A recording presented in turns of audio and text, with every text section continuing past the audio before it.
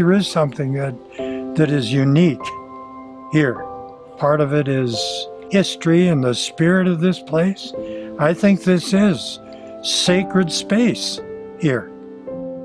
And those who come, I think, have a chance to kind of pick up a little of that. The ethic around it was work and worship, everybody participating. If we got the right objectives in mind and we've got the right spirit pushing us, things can happen. I'm just kind of in awe that over the years it has continued to bless the lives of so many. What drew me to this originally was ignorance. I didn't know what I was getting into. So I came up as a camper, thought I was gonna die, was terrified, exhausted, and fell in love with the place and have wanted to come back ever since. This has really struck me. It's just something, I don't know, really beautiful, pure nature, and just something I never experienced before. And it stuck with me, and I've been coming up every summer since then. On trail, you learn a lot about overcoming challenges and finding your strength. And often people are put in a place where the only place where they really can get strength is from God.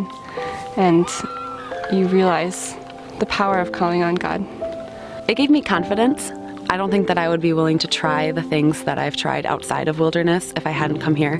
It taught me that I can try things and do things, more things than I ever imagined I could do. The kind of pace that things are in like the cities and where things are moving fast. You come up here, all of a sudden you have time to breathe. It kind of makes everything a little bit more tangible. Up here it's just so raw and pure, and there's no distractions up here. You don't have TV, you don't have cell phones, you don't have a billion things going on. You're completely in the moment. You just appreciate everything around you in a deeper way than I think I can anywhere else. It was transformative for the kids that came up there very often.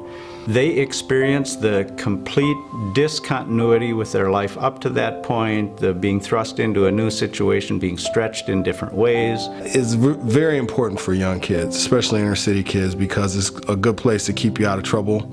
It strips you down and it gives you that focus on things that are important as opposed to a lot of stuff that's really not. I want my students to know there's a bigger place than the community they are in, and that there's more opportunity for them to experience life. We always had this understanding that we were to make those days meaningful spiritually for them.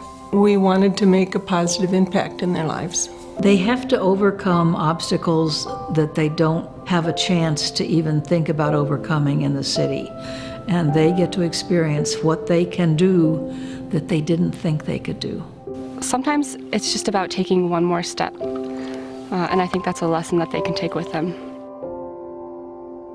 There was a real sense of mourning when the fire happened, and this outpouring of support from everywhere. There was no giving up. It was all, we're gonna fight to build this back because this is a place we love. Wapagassa has demonstrated an ability to manage wilderness, not only manage wilderness, but make wilderness thrive under its leadership for the last 13, 14 years. Their commitment to it is absolutely remarkable. Their ownership will give them more right to do things at even a greater level than we've been able to do them in the past.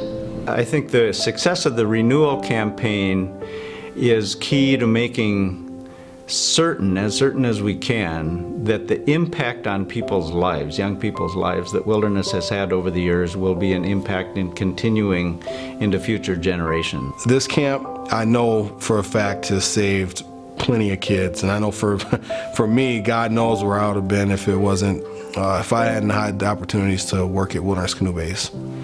It's a holy place, and if the church lost out on that holy, wild place, kids couldn't come face to face with God like that.